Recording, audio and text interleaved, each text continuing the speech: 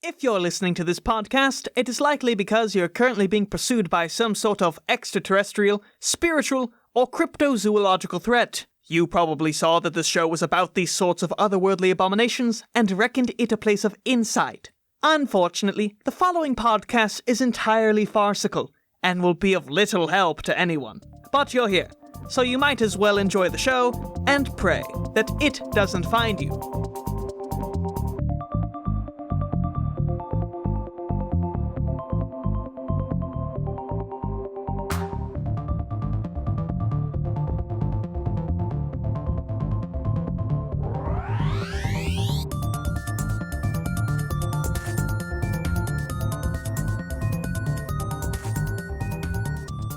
Hello and welcome back to Lore Folk, a podcast where we riff on all things paranormal. I'm your host, Aidan Kidd, and today I'm joined by my co-host, confidant, Maddie Barr! It's me! Welcome back to Lore Folk, yay! It's the Big 20! It's a big special episode today, hey, yeah! It's a big, beefy baby boy, and we're here to give you all those juicy details. Our podcast's no longer a teen. The big 2-0, you know? We're a young adult now. Get at me. Oh, I thought you said team, and I thought you were about to introduce a third member to the crew, and I was like, I did not approve of this! Literally anyone. Just someone I found on the street. Sorry, Aidan, you're being let go. Oh, no. I've been looking at our Podbean stats, y'all, because I'm desperate for attention. And let me tell you, there's a whole lot of folks listening to this show. And in most places, most states, most countries, you know, we got some folks listening. I did want to call out a few specific people, because Podbean, for some reason, only likes America. Boo. So it gives me specific stats about states. State stats, yeah. And I wanted to call out some specific people in the last month in Oregon, Oklahoma, Arkansas, and New Hampshire. If you live in one of those places and you've listened to Lorefolk in the past month, you're the only person in that state to do so! Yay!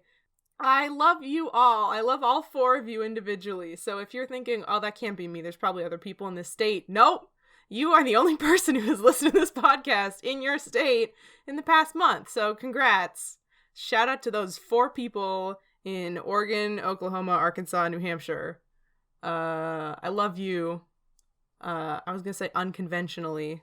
What's the word? How do dogs unconditionally love people? I love you unconditionally and unconventionally because we don't know each other. So there you go. It's a distressing relationship that you should be concerned about. It's very weird, but it's fine because we're pals now. I also wanted to shout out in Arizona and Mississippi. There's only been 2 people. Mississippi!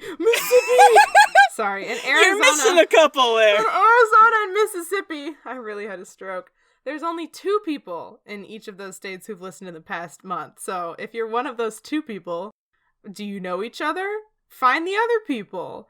Don't murder each other or anything, but like, hey, no, you know, kill each other. No, you friends. need to kill each other. There can only be one person listening to this podcast One in listener each per respective state. All right, well, if you are one of the 2 people in Arizona or the 2 people in Mississippi, duke it out then. Or become friends. What state has the most listeners? In the past month, it's New York! New York, baby! York. Get out there, smash a glass, and slit some throats! Shout out to the homies in New York. You are literally so far away from me right now. It's New York, California, and then Texas! What up, Texas? Oh, the stars at night are not dulling dim when they're bright over that lovely state of Texas. It's incredible because considering the only voice I do is a bad yeehaw cowboy voice, that anyone in Texas even tolerates me. Yeah, That's you'd think amazing. they'd hate you. Also, shout out to California. I know I skipped you. You're second. Yay, California. You're cool. You got 1 season. You're fucking boring. You do have 1 season. And it sucks. I've lived in California. It's fine. Shout out to the people who don't live by the water in California. You're really struggling, and I respect that. Maddie, I thought for episode 20 we'd do a bit of a retrospective, because when we started this show, we didn't explain who we are or anything about us or our origin story. So I thought we'd take a hot sec to introduce ourselves proper. Hi, I'm Aidan. I'm a greasy rat twink, and a burden to society. Hi, I'm Maddie. I'm just a burden to society. I mean, I'm a little greasy if you know me, but, you know. I got it under control. I get those blotting wipes from Target, okay? I remember when we first met Maddie, it was back in ye old 1934. I was just a dumb kid off the bus from Kokomo, Indiana, doing my song and dance in front of the big old jukebox theater. That's true. I remember it well. And that song and dance was my classic bit that everybody loved, known as Kermit the Frog is sad because he stepped on his own penis. It went a little something like this. Kermit, you wanna hang out? I don't wanna go anywhere, Fuzzy. I just wanna stay in home today. Yeah, come on, Kermit, we're all going to the club, Kermit! Fuzzy, go away. I'm too sad. Bye, Kermit, what's wrong? I stepped on my own dick, Fuzzy. My schlong is too long and I stepped on it. I'll never be the same man again. I can't function as a basic person. Who am I, Fozzie? Are we all just dust and ashes waiting to be faded away by time? It's a metaphor, isn't it? We can't escape our penis, Fozzie. And we can't escape death. Okay, Kermit. Bye. And scene. See, that was the abridged version. I did that for several hours with 2 puppets. The Kermit one did have a massive peen, and I was whipping that bad boy in every which direction. It did traumatize some kids, and definitely awoke something in others. Just a really, really long, thin, like, fabric dick. Well, Maddie, can you explain the situation that caused you to see this bit? Yes. See, I was a corporate fat cat, and I had my big checkered suit on, you know, pulling up in my stage coach, and I was intrigued by this performance and this lengthy green penis. You had a stagecoach in 1934 because you were so old school and such old money. Yeah, I was so rich.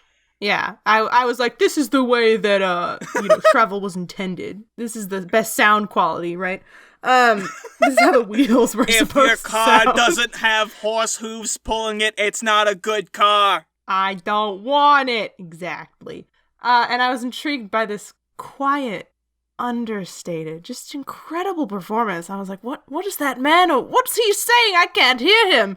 And then you have to get closer and closer to hear you, just quietly lamenting as Kermit, who stepped on his own dick. I was also like 5 at the time, so that was also a big dynamic of it. Exactly. I was so little. You had no projection whatsoever, and I was just touched. I was touched by the art. I'll never forget what you said to me. You leaned in real close and you said, "Hey kid, you got moxie.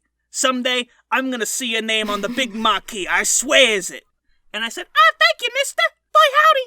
I'm just an orphan from Kokomo, Indiana. I'm gonna make you a star, kid. We're gonna see that name in lights." Oh boy! And then what we did is we did an audio reading of War of the Worlds. It went over terribly. That's a whole nother story. Oh yeah. And then we decided to freeze ourselves for, how many years? No, do math, Aidan. Oh god. Do math on the podcast right now. Do it. We Austin Powers'd ourselves for about 70... plus 20, 84, 86 years? 76 years? Yup. Something Good like job. that. Math anyway. Sorry, about high right. school teachers. He didn't have time for high school. He was being a star. Please. I never went to high school because I was frozen for majority of my life until I started this podcast. We waited till podcasts were in their prime. We overcooked ourselves a little bit because everybody has a podcast now, but we were like, we had the idea first, kind of. We just froze ourselves because we were so ahead of our time, and that brought us here today to the show you are listening to right now. It's Lorefolk. And funny thing about that name is we had several other options that we almost went with. We did. Because this is the big episode 20. I'm gonna read off all of the potential names that this shit show was almost called. We have, first off, Cryptocomica, which was like the main title that I could think of, and it's like, this is my best shot, I guess this is what we gotta fucking go with, whatever. Then we have Close Encounters of the Podcast Kind. There's a gnat! Excuse there was a gnat! I'm wearing, my hands are fucked up because of scoliosis. Carpal tunnel syndrome. So I'm wearing these scoliosis of the wrist. And I have these gauntlets on to help me.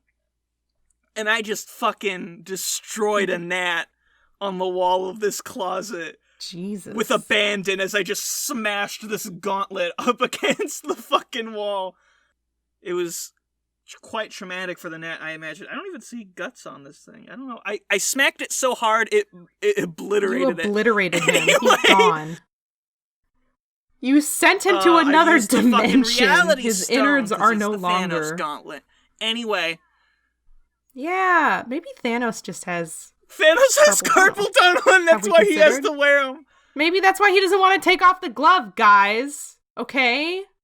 Normally I'd put these gemstones in a big sword or something, but it just really fucking hurts my wrist, so I gotta go with these therapeutic gauntlets. Right. If I'm gonna decimate half of reality, I need to make sure that my doctor's not mad at me by the end of it. Right, and both of his wrists are fucked up, but he only has one on. Because it's perfectly balanced, as all things should be.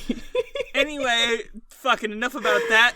Our podcast used to have other names. Third up, we have Now That's a Spicy Podcast! Parentheses featuring Now, cryptids. I really liked this one. The deep Italian within me was like, hey, that's a spicy meatball. But I was quickly vetoed, so... I just want to say, if you're out there and you're like, damn, it should have been called Now That's a Spicy Podcast with Cryptids... You and me, baby. We're in it together. And then we have Honey, I Podcasted the Ghosts, Vestigial Twin Peaks, Bigfoot is my godfather, but also my husband? Little Shop of Podcasts, Who Framed Ghost Boy Magoo, Mothman in my podcast, Tales from the Crypt, parentheses, but different, Too Many Dang Ghosts, I say, The Q-Files, which was both a reference to the X-Files and Avenue Q at the same time. And then, inspiration struck as we were met with the holy title, Lorefolk! Yeah! Huzzah! Except at the time I didn't really appreciate it for what it was, so I kept going and ignored it. It's in the middle of the list, which is embarrassing. I was just riffing. I was going off and just trying to list as many fucking bullshit as I could until I found something I liked. Little did you know, it was right there. Little did I know. So then we still have Gravity Ups, obviously the Gravity Falls joke, Archival Atrocities, which was me trying genuinely way too hard. It's really fucking sad just reading it. It's embarrassing. And so now you all get to enjoy my embarrassment of writing this god-awful title of a filthy tryhard. But if you want to make a cool podcast and name it Archival Atrocities and just absolutely fucking grip it and rip it and stick it to Aidan, do that. Yeah, have fun with it. Fuck you, I'm stealing your cringe title. Just admit that you stole it from us. That's all I obviously. ask. And if I ever use it for something else, you don't get to be mad at Dr. Moreau's Merry Friends, Superstitious, Yeti or Not, Here We Podcast, which I gotta say, I regret not taking. Yeah? There's a lot going on there. It's kind of the perfect title, and that's it. Those are all the names that we considered until we settled on Lorefolk. It's a little piece of history for you folks, because I know how invested you are into our lives and our story, and who we are as people. Yeah, obviously. We're not just two rando chuckle fucks who say the funny things about sucking Bigfoot's dick.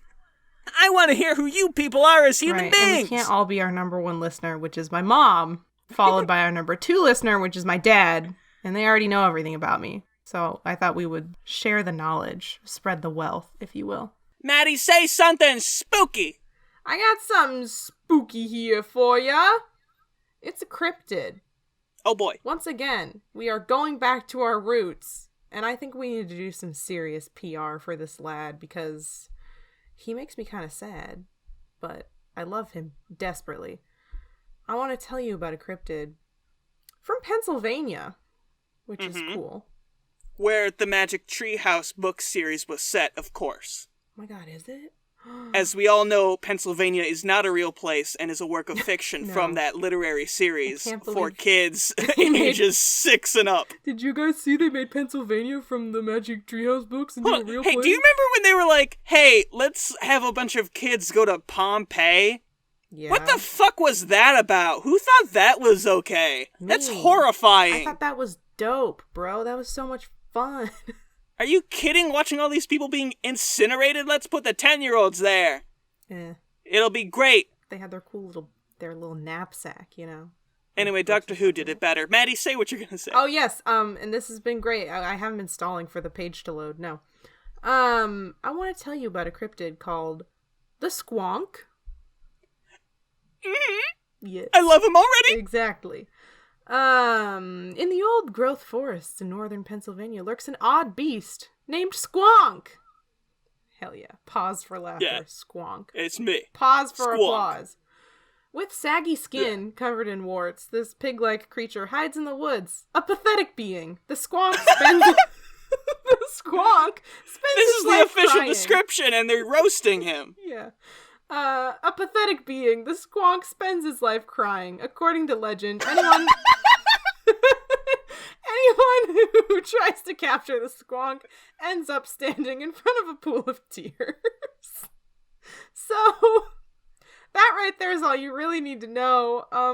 I think that we need to do some work for the Squonk. The Squonk? His public image is at an all-time low. There's only one thing I can really tell the Squonk to do, and that's go to therapy. Yeah, go to therapy. I don't know. Form emotional bonds, take a cooking class, go to therapy, talk about how your father wronged you. And he's got such a rad name, and I feel so much sympathy for ye little Squonk. So I just want everyone to know. You know, be kind to the Squonk. He's trying his best. Squonks. If you see him, maybe offer him a tissue, perhaps. You know, send him some Kleenex. But I love the Squonk, and I love him too, and I hope he gets the help that he needs. He's just a miserable little guy, and I think that's a bummer. I hope he works through the problems that he's too afraid to tell anyone else about. Yeah. He could also just go work at like a Great Wolf Lodge or Wild Waves or something. And then nobody will notice his pool of tears because it'll just sort of blend into the other pools. So, actually, this is a 2-step plan for the Squonk. A, go to therapy. Everyone should go to therapy. It's really fun. B, make therapy accessible. That's my hot take of the episode. There you go. Aidan's official hot takes, a new segment. Yeah. There it was. It just went by. There you go. Continue on. Boom. A, go to therapy, which should be accessible. B, go work at like a water-based place. See, it's funny that you mentioned Great Wolf Lodge, because I used to go to the one in Traverse City a few times when I was a kid. And what they have there is an elaborate series of, like, AR games where you get, like, a wizard wand and you can fight a dragon. What you could do, because you're a giant, horrifying pig man, society's never going to accept you. That ship has sailed. What you could do is you could go there and pretend to be a part of the wizard game. Oh, I see. They have a big dragon in these screens with people's faces that are like tree stumps and stuff. You could go there and pretend to be an attraction at the water park and just let your tears fall into that salty, salty, lazy river. Standing there day in and day out, and kids will run up to you and like point their big plastic wands at you, and you'll do the same movement every time, and they'll be like, wow, it's so lifelike. I love the Squonk. You'll get that validation that he so desires. Yeah.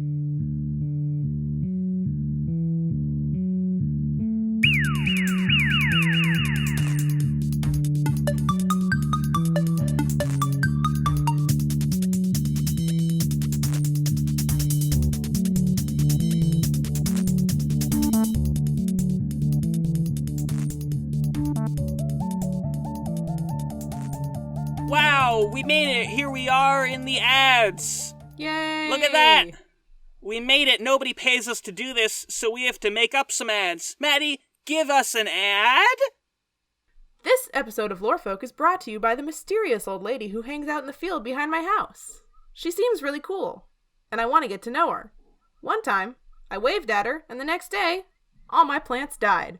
So if anyone knows her, can you please ask her if she wants to be my friend? Thanks. And listen to Lorefolk today. This episode of Lorefolk is also sponsored by... Oh? That's it. Oh, I'm sorry. Could your fucking feeble minds not comprehend this 8th dimensional message? My human ears didn't understand that, but I'm sure the aliens Yeah, well, our listening... 8th dimensional listeners will totally know what we're talking about, won't they? I just received a message from the ether from them, and they said yes, they understood. Oh, good. Perfect. Because 8th dimensional people can do that. Yeah. They're cool. Thanks for listening, guys. You're the coolest. Anyway, back to the rest of the episode. Woo!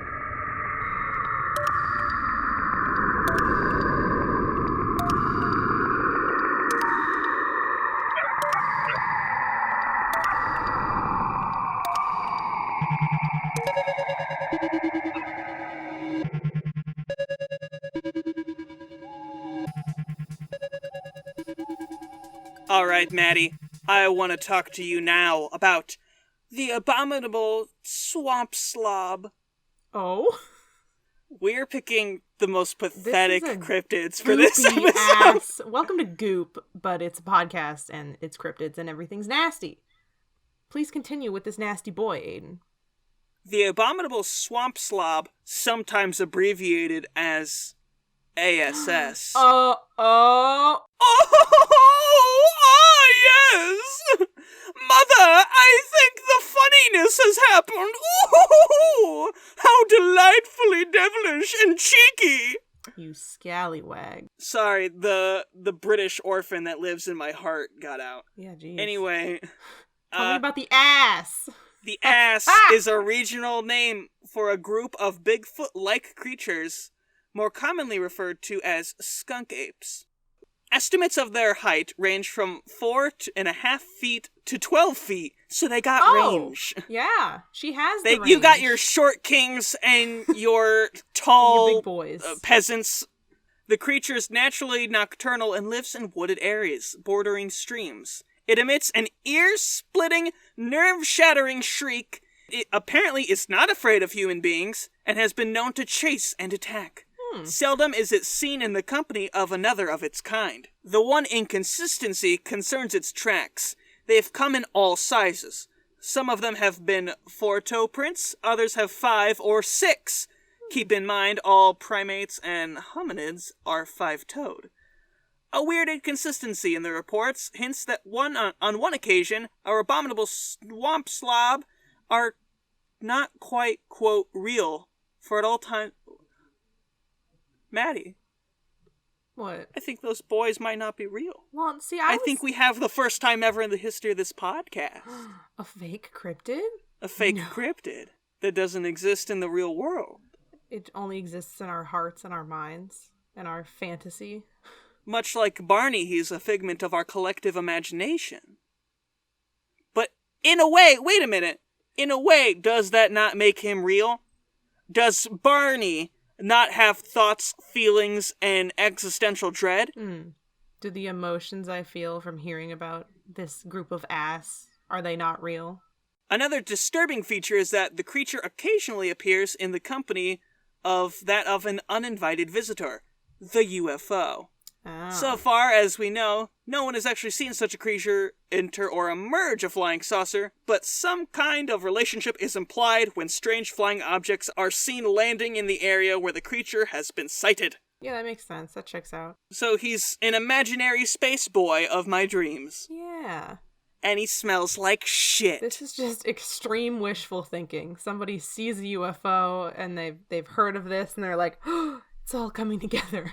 It's all happening. Do you think that the UFO myth has been perpetuated by the ass creatures themselves to make themselves seem cooler? Yeah. They've seen UFOs and they also think they're like weird and cool and they're like, well, nobody knows what's in the UFOs, so Why couldn't it be us? Nobody wants to be a stink boy. I want to be a space boy. When lame dudes hang out, if someone parks like a really nice car on the street and then guys will just kind of hang out around it and be like, maybe someone walking by will think this is my car even though I'm taking a picture of it and don't have the keys.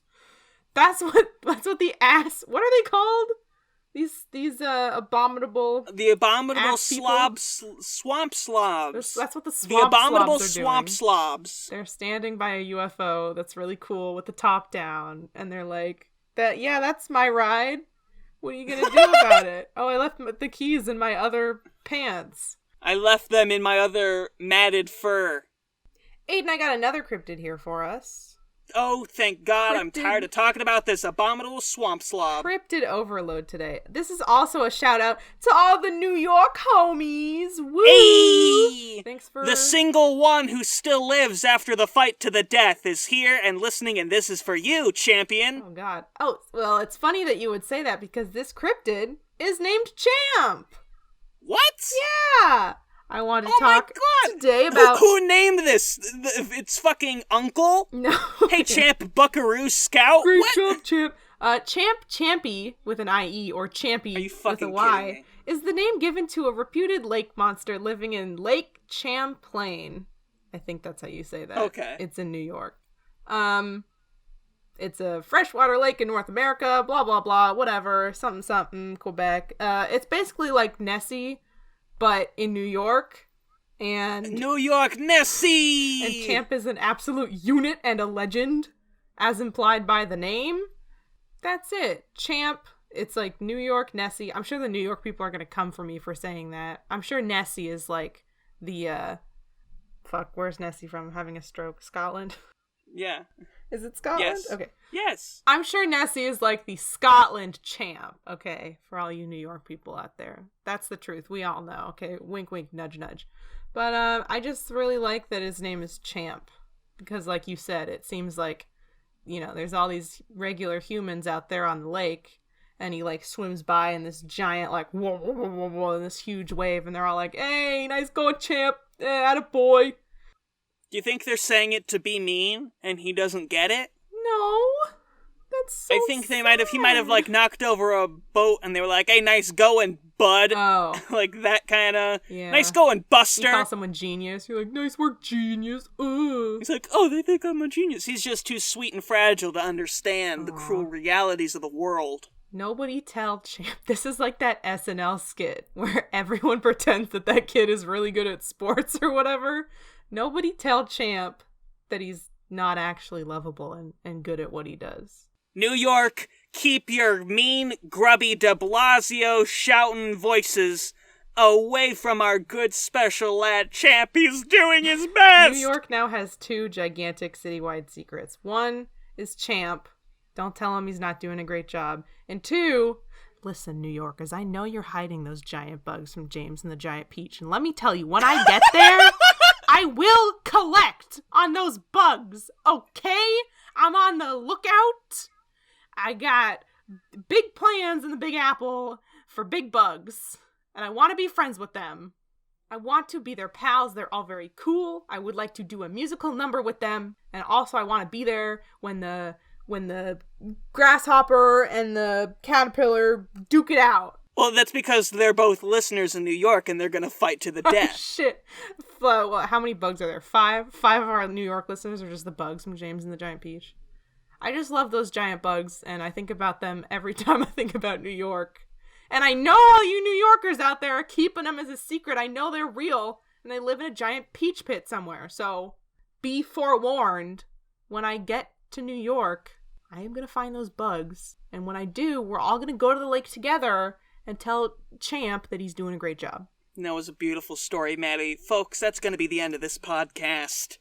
If you like what you heard, leave a like, leave a comment if you're on the YouTube page. Some of you are. All the people, people actually left comments, and like it, it's just a comment, but it really does warm my cold little soul. It was very sweet. Yeah. I was like, oh, look at these people. It's There's fun. so nice things about us. I would love that we do not deserve. That's very kind of you. Yeah.